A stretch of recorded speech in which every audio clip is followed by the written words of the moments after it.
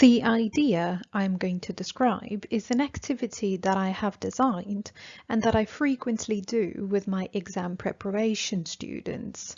The main aim of this activity is to help students keep a record of their listening difficulties so they can tackle them.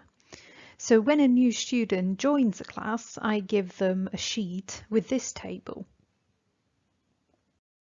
Now, when a learner tries a practice test at home and makes mistakes, they can first write a reference in the first column, so what test were they doing, and then in the second column, what type of problem they had, an example of the problem, and what potential follow-up practice they might do. And you can see here, this is filled out by a student. This is an example of a real self-assessment grid that a student of mine completed.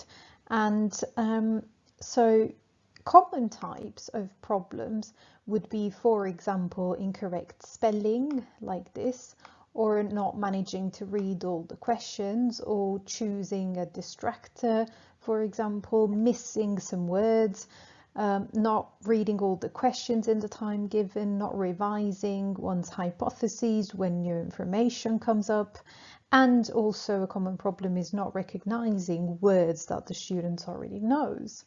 And so they can give some example over here of what exactly happened. And in a fourth column, and this is really crucial, learners can write what follow-up practice they might do.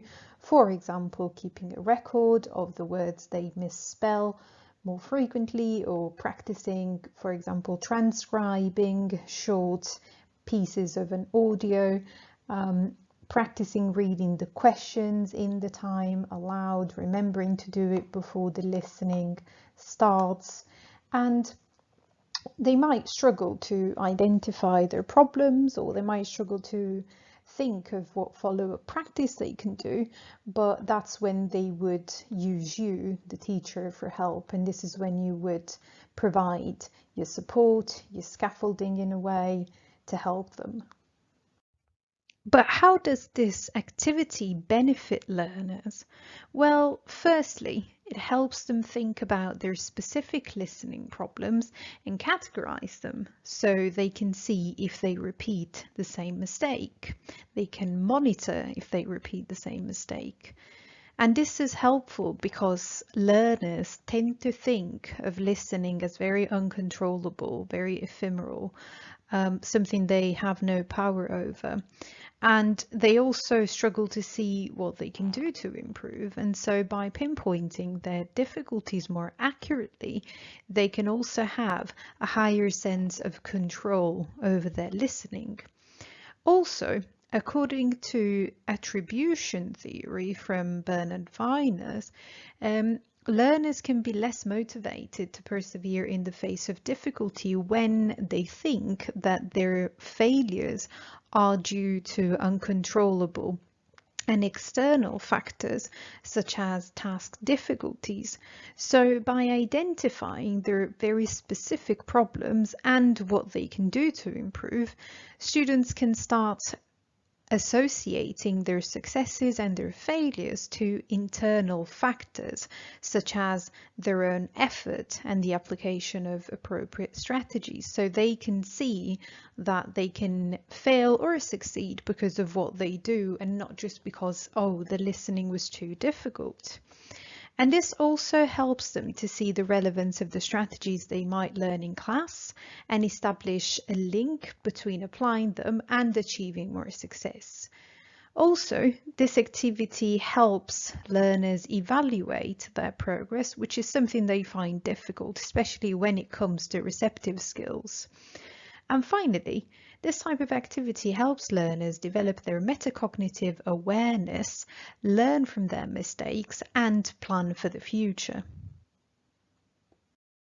Now, how could this activity be adapted?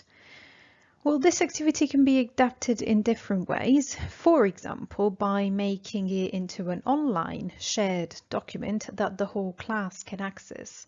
So this way, when more than one learner has the same issue, they can share solutions and they can feel that they're not alone in their struggles.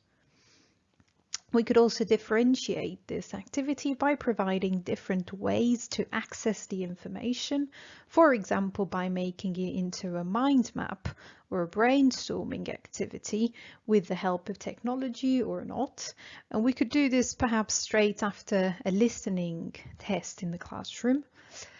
Or we could also give learners different ways to express themselves. Now, for instance, learners could keep a listening diary, and they could write it or they could record some short listening diaries describing their problems in more details, how they will tackle them in the future, or perhaps how a particular strategy helped them overcome a problem.